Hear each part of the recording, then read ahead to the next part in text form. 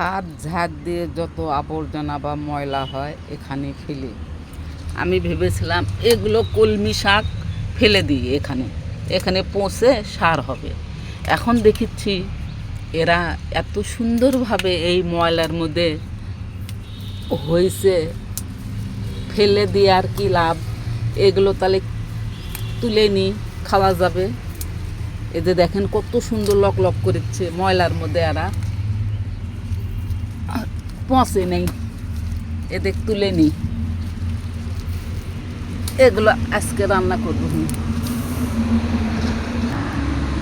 সঙ্গে কয়েকটা লাল শাকও তুলে নিই। এই যে লাল শাক হয়েছে এর ভিতরে, এই যে দেখেন, এই যে ফেলে দিয়ে আর কি লাভ? খেলে লাভ আছে।